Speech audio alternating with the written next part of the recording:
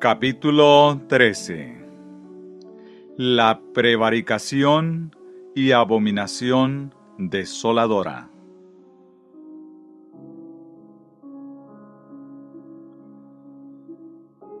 Tal es el sacrificio, el sacerdocio y el ministerio de Cristo en su ministerio, en el santuario y en el verdadero tabernáculo que el Señor levantó y no el hombre. Tal es la afirmación en el libro de Hebreos de la verdad, el mérito de la eficacia del sacrificio, el sacerdocio, el santuario y el ministerio de Cristo.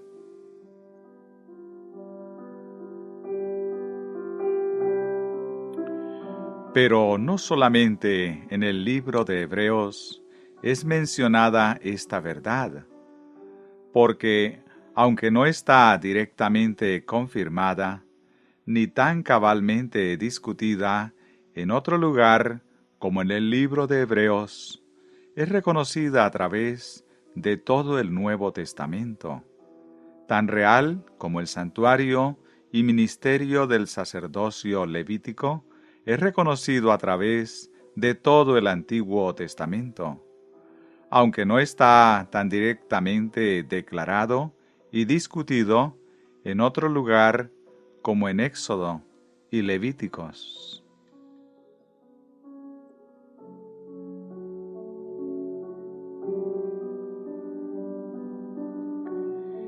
En el último libro del Nuevo Testamento, en el primer capítulo fue visto a uno semejante al Hijo del Hombre, con las vestiduras de sacerdote. También en medio del trono y de los querubines y de los ancianos fue visto un cordero como inmolado. Allí también fue visto un altar de oro, y a uno con el incensario de oro ofreciendo incienso, que es las oraciones de los santos ascendiendo delante de Dios. Allí fue visto el templo de Dios en el cielo, el templo del tabernáculo del testimonio. Allí está prometido y declarado que aquellos que tienen parte en la primera resurrección y sobre los cuales la segunda muerte no tiene poder, serán sacerdotes de Dios y de Cristo y reinarán con Él 1000 años en ese sacerdocio. Y cuando el primer cielo y la primera tierra hayan pasado, y no haya sido hallado lugar para ellos, y el nuevo cielo y la nueva tierra vengan a la existencia con la nueva ciudad que desciende de Dios, el tabernáculo de Dios estará con los hombres. Él vivirá con ellos. Ellos serán su pueblo. Dios estará con ellos como su Dios, cuando Él limpiará toda lágrima de sus ojos, y no habrá más muerte, ni tristeza, ni llanto, ni más dolor. Y las primeras cosas hayan pasado.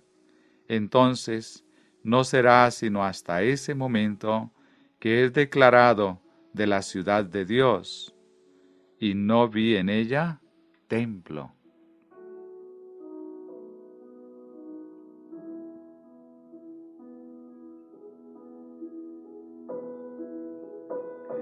De este modo, es justo y real que hay un sacerdocio, un ministerio sacerdotal y un santuario en esta dispensación, como lo hubo en la antigua dispensación.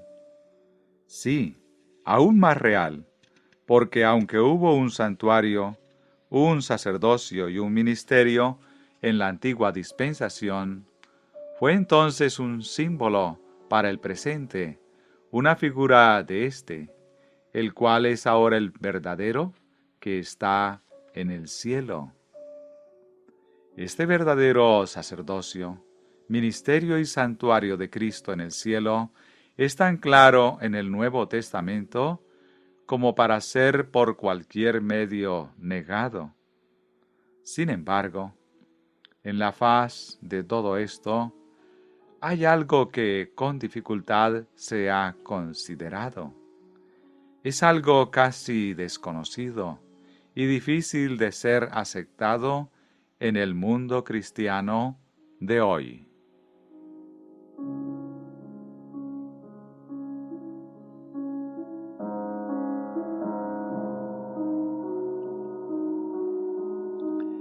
¿Qué es esto? ¿Y cómo pudo alguna vez ser? Hay una causa. Las Escrituras lo dicen, y en realidad es demostrado. En el libro de Daniel, en el capítulo 7, fue visto por el profeta en visión los 4 vientos del cielo soplando sobre la gran mar, y 4 bestias grandes, diferentes la una de la otra, subían del mar. La primera era como un león, y tenía alas de águila, la cual simbolizaba el reino mundial de Babilonia. La segunda era semejante a un oso, la cual se alzaba de un costado más que del otro, y tenía en su boca 3 costillas entre los dientes, la cual simbolizaba el reino unido de Media y Persia. La tercera era semejante a un leopardo, con 4 alas de ave en sus espaldas, y tenía también esta bestia 4 cabezas, la cual simbolizaba el dominio mundial de Alejandro el Grande y Grecia. La cuarta bestia era espantosa y terrible, y en gran manera fuerte, la cual tenía unos dientes grandes de hierro. Devoraba y desmenuzaba, y las sobras hollaba con sus pies, y era muy diferente de todas las bestias que vi antes de ella, y tenía 10 cuernos. Esta gran bestia simbolizaba el imperio mundial de Roma, diferente a todos los demás imperios que fueron antes de él, porque no fue originalmente un reino o monarquía, sino una república. Los 10 cuernos simbolizaban los 10 reinos que se establecieron en el territorio occidental de Roma cuando ese imperio fue aniquilado.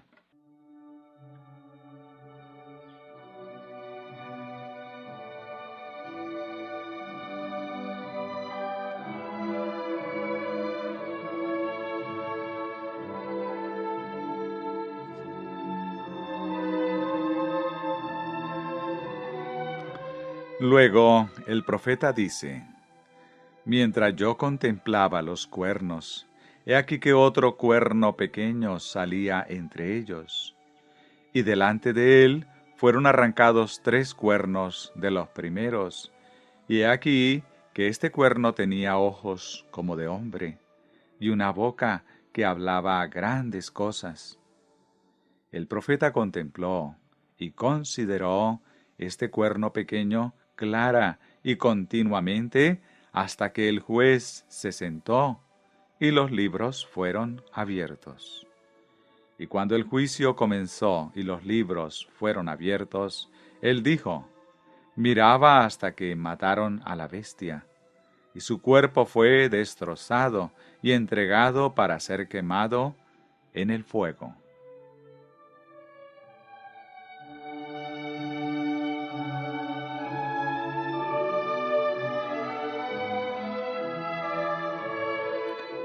Observe el notable cambio expresado en esta última declaración. El profeta contempló el cuerno desde el momento de su aparición hasta el momento cuando el juez se sentó y los libros fueron abiertos. En ese momento él contemplaba el cuerno pequeño, y justamente ahora en particular, a causa del sonido de las grandes palabras que hablaba el cuerno. Y él continuaba contemplando aquella misma cosa, aquel mismo cuerno pequeño, hasta su destrucción.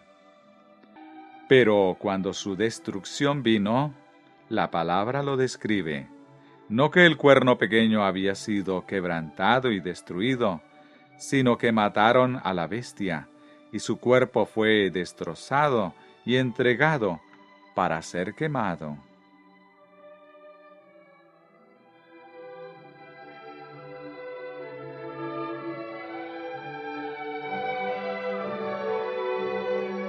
Esto muestra que el cuerno pequeño es otro aspecto de la cuarta bestia espantosa y terrible, de la cual el cuerno pequeño es su continuación, en su misma disposición, espíritu y propósito, únicamente bajo una forma variante. Y como el cuarto poder mundial, la espantosa y terrible bestia, en su forma original fue Roma, por tanto el cuerno pequeño en sus obras es la continuación de Roma, el espíritu y trabajo de Roma bajo esta forma.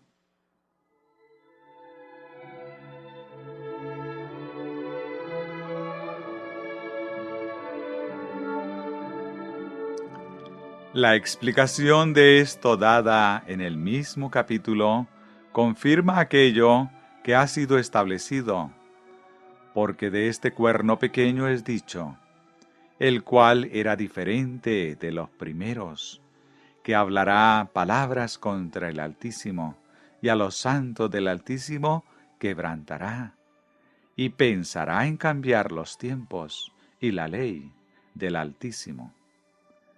Es también dicho que el mismo cuerno pequeño hacía guerra contra los santos y los vencía, hasta que vino el anciano de días, y se dio el juicio a los santos del Altísimo, y llegó el tiempo y los santos recibieron el reino. Todas estas cosas son verdad, y esta es la descripción completa de la Roma actual.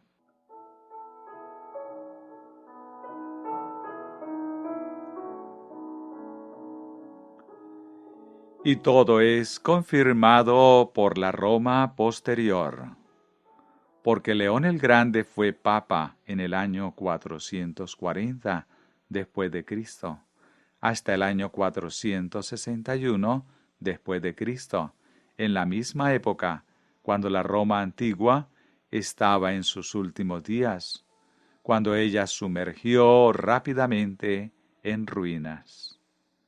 Y León el Grande declaró en su sermón que la Roma antigua no era más que el porvenir de la Roma actual, que la gloria de la primera fue reproducida en la Roma católica, que Remo y Rómulo no fueron más que los precursores de Pedro y Pablo, que los sucesores de Rómulo, por lo tanto, fueron los precursores de los sucesores de Pedro, y que como la primera Roma había gobernado el mundo, por tanto la Roma actual, por lo visto del santo y bienaventurado Pedro, dominaría la tierra.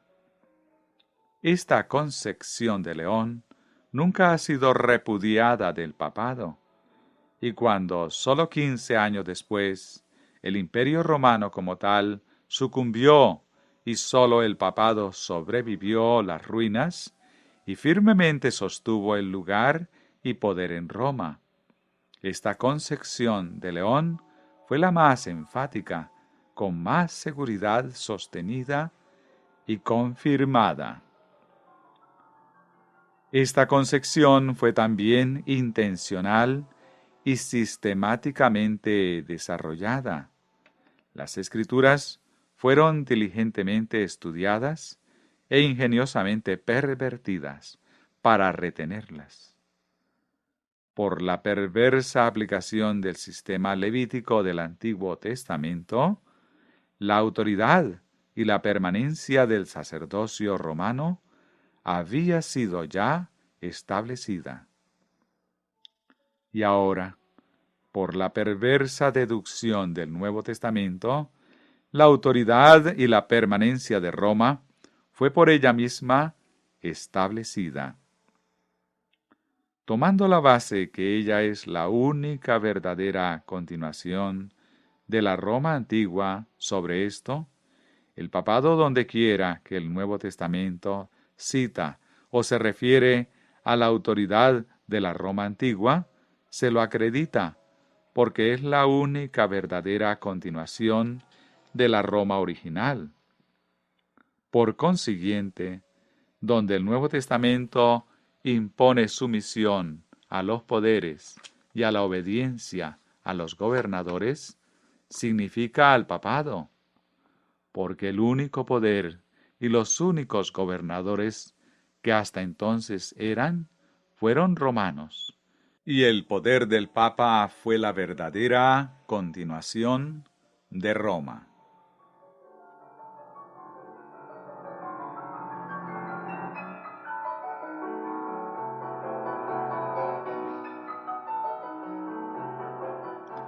Todo pasaje fue tomado en donde la sumisión a los poderes es impuesto.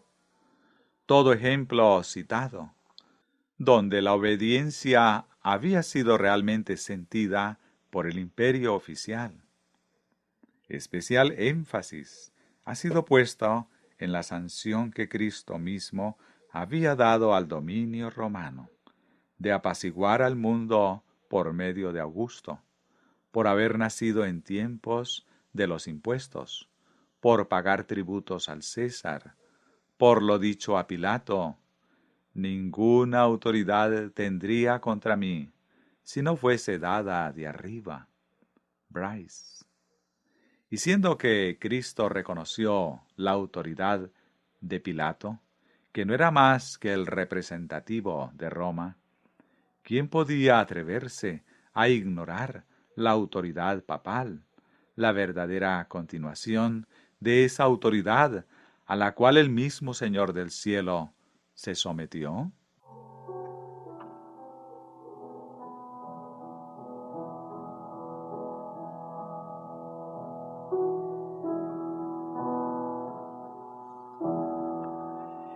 Y fue únicamente la lógica culminación de esta adopción cuando el Papa Bonifacio VIII se presentó a la vista de la multitud vestido con una coraza, con un casco en su cabeza y con una espada en su mano levantada en alto.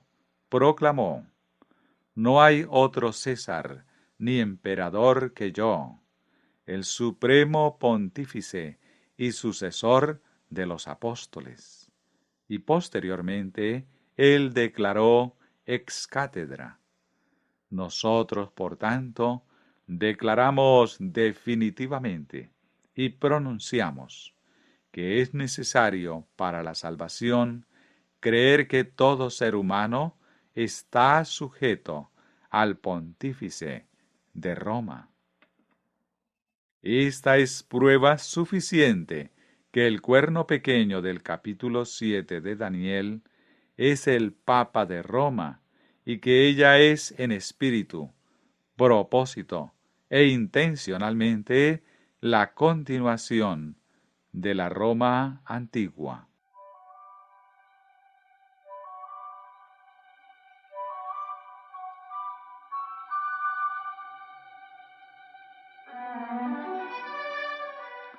Ahora, en el 8º capítulo de Daniel, este asunto es tomado en cuenta otra vez. Primeramente es visto por el profeta en visión un carnero que tenía 2 cuernos altos, pero uno era más alto que otro, correspondiente al oso que se alzaba de un costado más que del otro. Esto es declarado por el ángel, que simboliza los reyes de Media y de Persia. Después el profeta vio un macho cabrío que venía del lado del poniente sobre la faz de toda la tierra, sin tocar tierra, y tenía un cuerno notable entre sus ojos. Este se levantó e hirió al carnero quebrándole sus dos cuernos. Lo derribó en tierra y lo pisoteó, y no hubo quien librase al carnero de su poder. Y esto, declarado por el ángel, es el rey de Grecia, y el gran cuerno que tenía entre sus ojos es el rey primero. El macho cabrío se engrandeció sobremanera, y cuando era fuerte, el cuerno notable fue destruido, y en su lugar surgieron otros 4 cuernos hacia los 4 vientos del cielo. Esto es declarado por el ángel. 4 reinos se levantarán de esa nación, aunque no con la fuerza de él. Alejandro.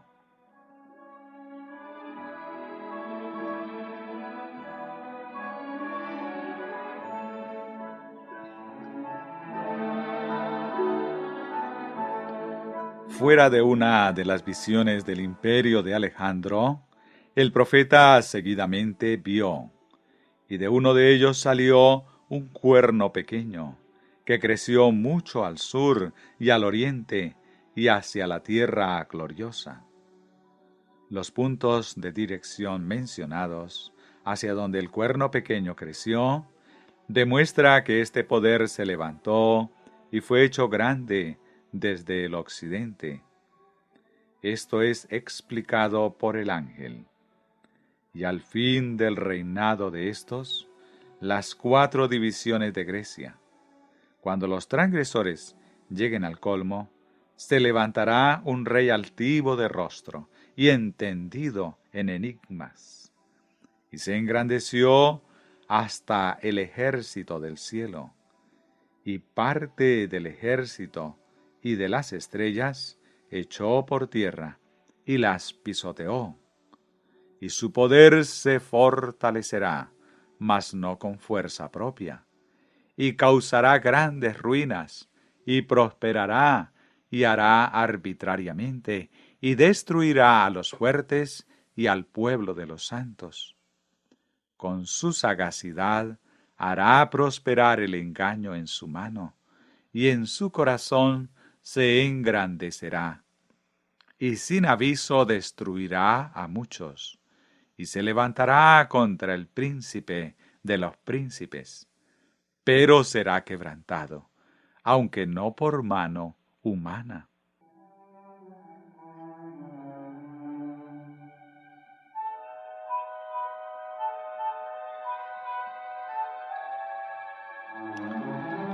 Estas especificaciones demuestran que el cuerno pequeño del 8º capítulo de Daniel representa a Roma desde el tiempo de su surgimiento, cuando el imperio de Grecia fue destruido, hasta el fin del mundo, cuando será quebrantado, aunque no por mano humana, porque aquella piedra que fue cortada, no con mano, que desmenuzará y consumirá a todos los reinos de la tierra.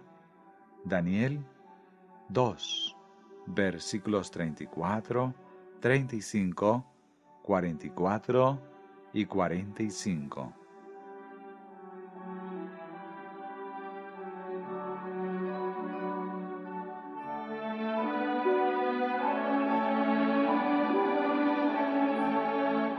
Nosotros hemos visto que en el 7º capítulo de Daniel, el cuerno pequeño, aunque como tal está representando el último periodo de Roma, con todo representa a Roma en 2 de sus etapas. Roma desde el comienzo hasta el fin, porque cuando el tiempo llega, cuando el cuerno pequeño ha de ser quebrantado y destruido, es verdaderamente la bestia que ha sido destruida. Su cuerpo fue destrozado y entregado para ser quemado en el fuego. Así que el tema con el cual la historia del cuerno pequeño termina en Daniel 7 es continuada en Daniel 8 con las referencias al mismo poder.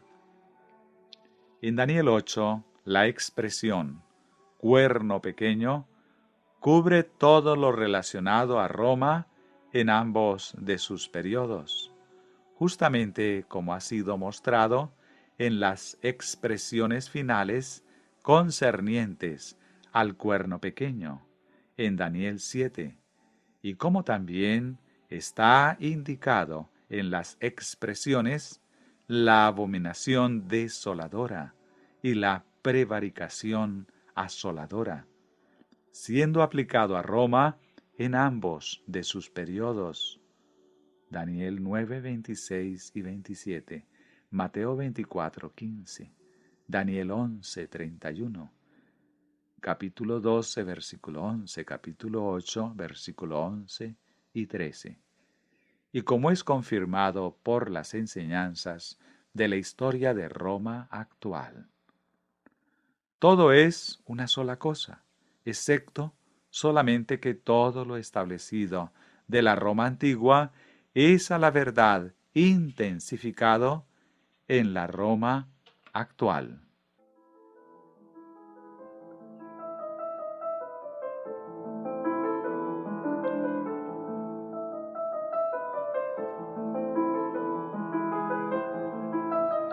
Y ahora consideremos un poco más las expresiones bíblicas en Daniel 8, con relación al cuerno pequeño y su poder. En los versículos 11 y 25, del poder del cuerno pequeño es dicho: y en su corazón se engrandecerá. Aún se engrandeció contra el príncipe de los ejércitos, y se levantará contra el príncipe de los príncipes. Esto es explicado en segunda de Tesalonicenses, en el segundo capítulo, cuando el apóstol, corrigiendo impresiones erróneas, las cuales los tesalonicenses habían recibido concerniente a la inminente venida de Cristo, dice: nadie os engañe de ninguna manera, porque no vendrá sin que antes venga la apostasía, y se manifieste el hombre de pecado, el hijo de perdición, el cual se opone y se levanta contra todo lo que se llama Dios como Dios, haciéndose pasar por Dios. ¿No os acordáis que cuando yo estaba todavía con vosotros, os decía esto? Segunda de Tesalonicenses, capítulo 2, verso 3 al 5.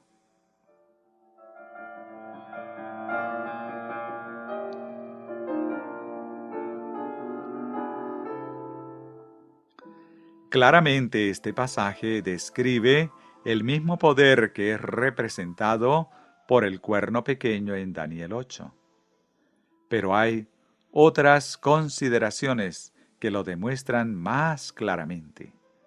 Él dice que cuando estaba en Tesalónica, con los hermanos les había enseñado estas mismas cosas, las cuales ahora describe. En Hechos 17, versículo 1 al 3, está el registro cuando Pablo estaba en Tesalónica, como sigue. Pasando por Anfípolis y Apolonia, llegaron a Tesalónica, donde había una sinagoga de los judíos. Y Pablo, como acostumbraba, fue a ellos, y por 3 días de reposo discutió con ellos. Y en estas discusiones acerca de las Escrituras, él les advirtió lo relacionado a esta apostasía de engaño que había de venir, en la cual se revelaría el hombre de pecado, el misterio de iniquidad, el hijo de perdición, que se levantaría contra Dios y se exaltaría sobre todo lo que se llama Dios o lo que se adora, haciéndose pasar como Dios y sentándose en el lugar de Dios.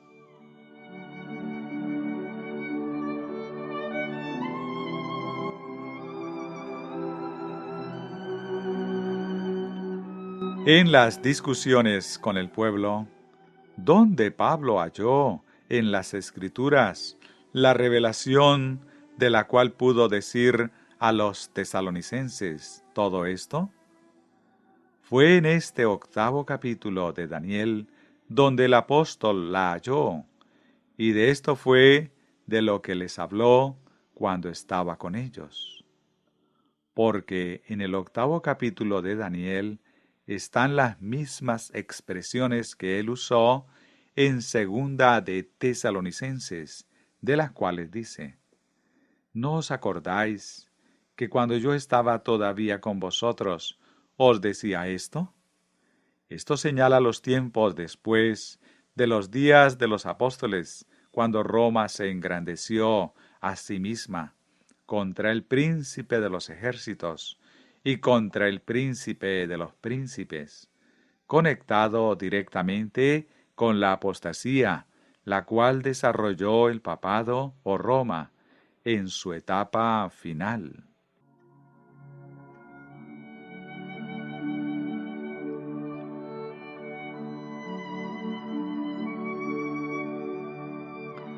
Ahora, leamos los versículos 11 y 12 de Daniel 8, y será visto claramente que aquí fue donde Pablo halló los registros de lo cual enseñó a los tesalonicenses concerniente al hombre de pecado y al misterio de iniquidad.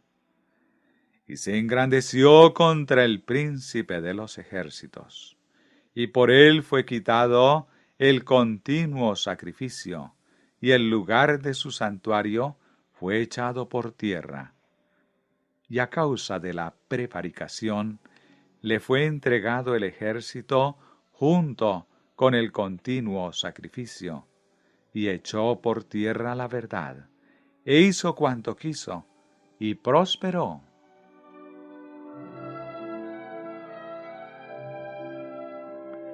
Esto indica que este poder quitó el sacerdocio, el ministerio y el santuario de Dios y del cristianismo. Leámoslo una vez más.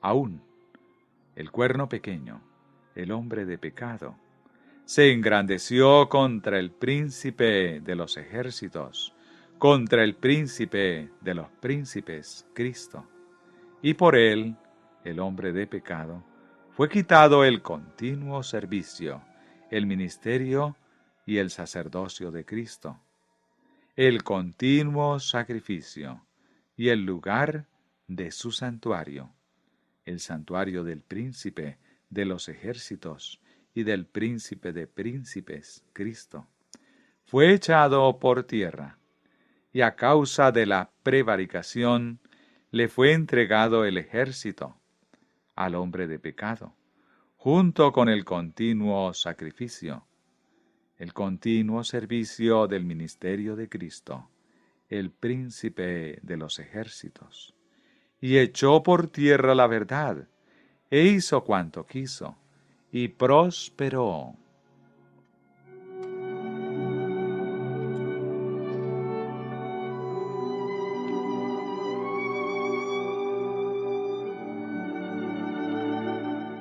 Fue a causa de la prevaricación, es decir, por causa del pecado, que este poder ganó al ejército que fue usado para echar por tierra la verdad, para hacer desaparecer de la iglesia y del mundo el sacerdocio de Cristo, su ministerio y su santuario, y echar todo esto por tierra y pisotearlo.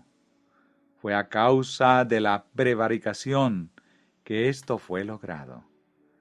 Prevaricación es pecado, y esta es la consideración y la revelación que el apóstol en 2 de Tesalonicenses define a este poder como el hombre de pecado y como el misterio de iniquidad.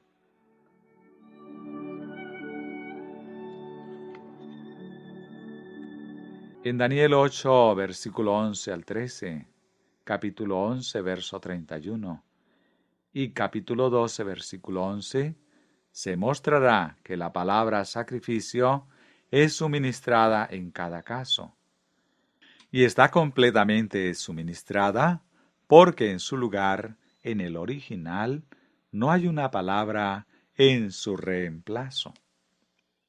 En el original, la única palabra colocada en este lugar es la palabra tamid, que es traducida diario, que no se refiere tanto al sacrificio diario, sino que se refiere al ministerio diario o continuo servicio del santuario, del cual el sacrificio era sólo una parte.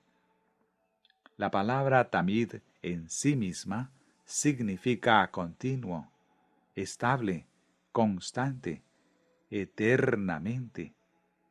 Solamente tales palabras como estas expresan la idea de la palabra original que en el texto bajo consideración es traducido diario.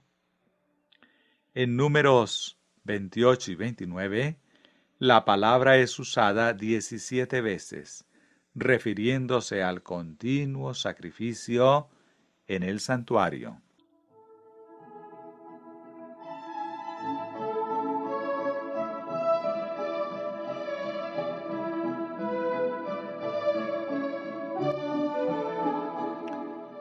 Y este es el continuo sacrificio de Cristo, el verdadero sumo sacerdote, por cuanto permanece, y quien es dedicado para siempre, en un inmutable sacerdocio.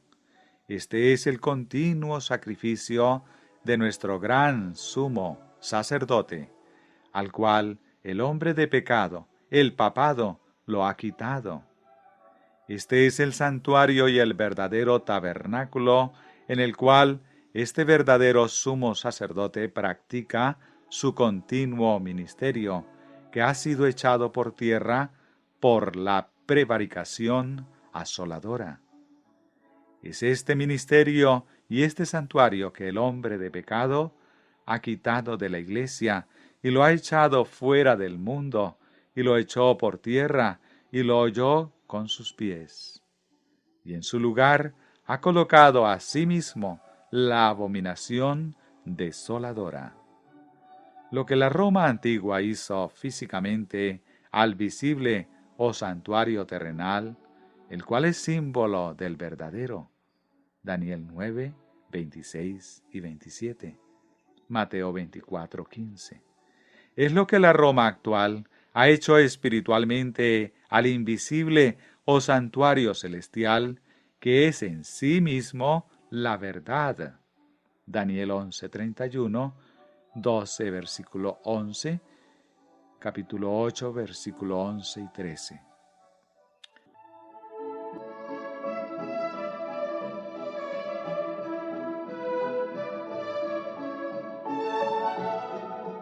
En la nota al pie de la página, en la página 57, indica que en la apostasía los obispos, presbíteros, diáconos y la Eucaristía fueron hechos sucesores del sumo sacerdote, de los sacerdotes, de los levitas y sacrificios del sistema levítico. Ahora, por todas las evidencias de las Escrituras, es cierto que en el orden de Dios fue Cristo y su ministerio y santuario en el cielo, y sólo esto, que fue el objeto del sistema levítico, y es la verdadera sucesión cristiana para ese sistema. Por lo tanto, en la apostasía, el sistema de obispos, como los sumos sacerdotes, presbíteros, como sacerdotes, diáconos, como levitas, y la cena como el sacrificio, fue insinuado como la cristiana sucesión para el sistema levítico.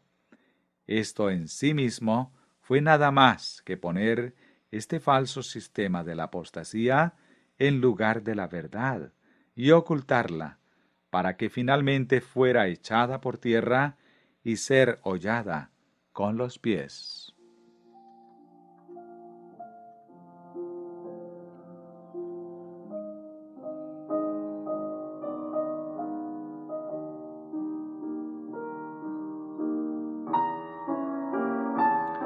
Y esta es la razón por la cual esta gran verdad cristiana del verdadero sacerdocio, ministerio y santuario de Cristo no es conocido por el mundo cristiano de hoy.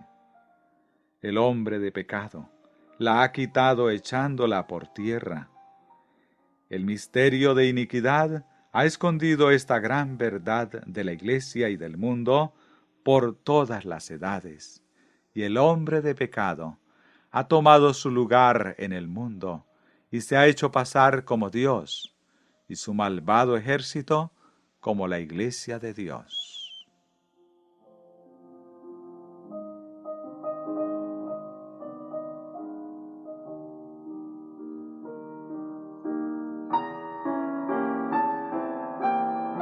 Y con todo, el hombre de pecado, el misterio de iniquidad, lleva en sí mismo el testimonio para la necesidad de tales sacrificios en favor de los pecadores.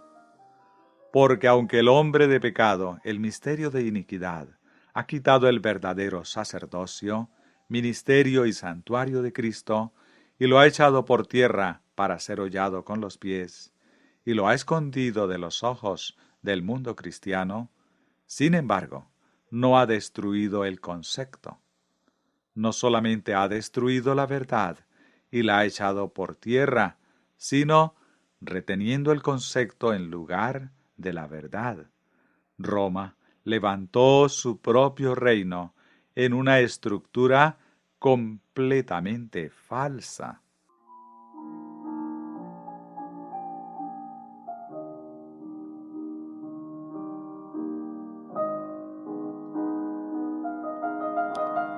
En lugar de Cristo, el divino sumo sacerdote de la propia voluntad de Dios en los cielos, Roma ha sustituido su humano y pecaminoso sacerdocio sobre la tierra.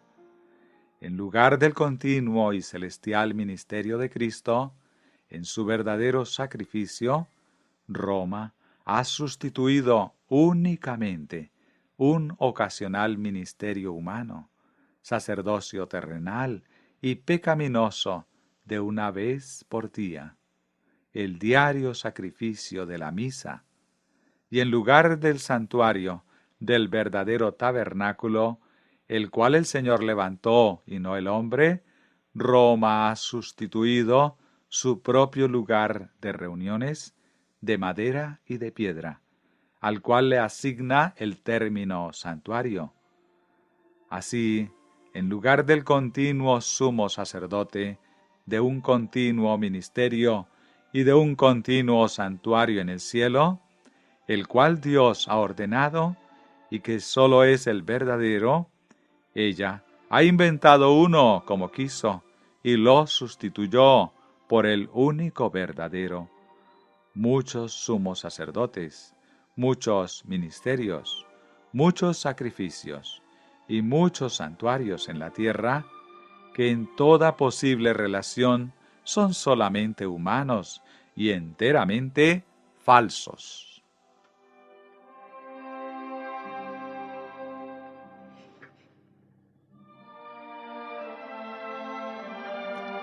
Y éste nunca puede quitar los pecados. Ningún sacerdocio terrenal, ni ministerio terrenal o servicio en ningún santuario terrenal puede jamás quitar los pecados. En el libro de Hebreos nosotros hemos visto que aún el sacerdocio, el sacrificio y el servicio en el santuario terrenal, el mismo servicio que el Señor mismo ordenó en la tierra, nunca quitó el pecado. El registro sagrado es que ellos nunca quitaron el pecado y que nunca pudieron quitarlo. Es sólo el sacerdocio y el ministerio de Cristo que puede quitar el pecado. Y este es un sacerdocio y ministerio en el cielo y de un santuario que está en el cielo. Porque cuando Cristo estuvo en la tierra, no fue un sacerdote, como está escrito. Así que si estuviese sobre la tierra, ni siquiera sería sacerdote. Hebreos 8:4.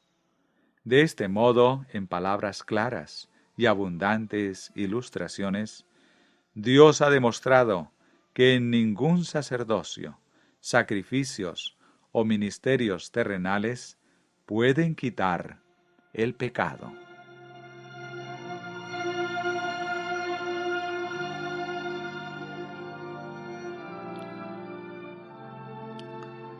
Si esto pudiera quitar los pecados, entonces, ¿por qué no pudo aquello que Dios mismo ordenó quitar los pecados?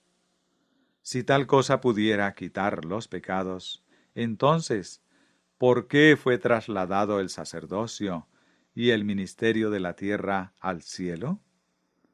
Por las palabras claras del Señor, sabemos que el sacerdocio, el ministerio, el sacrificio y el santuario que el Papa ha puesto a operar sobre la tierra, jamás puede quitar los pecados. Pero en su lugar solo establece el pecado. Es un fraude, es un impostor, y es la misma prevaricación y abominación desoladora en su más santo lugar.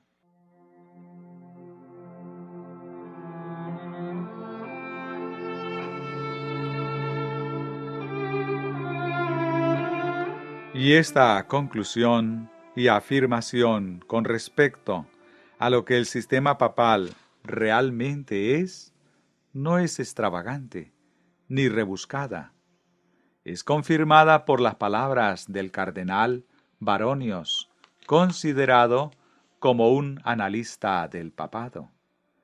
Escribiendo en el siglo X, él dice: en este siglo, la abominación desoladora fue vista en el templo del Señor, y en la silla de San Pedro, reverenciado por los ángeles, fueron puestos los más impíos de los hombres, no pontífices, sino monstruos. Y en el concilio de Reims, en el año 991, declaró al papado ser el hombre de pecado, el misterio de iniquidad.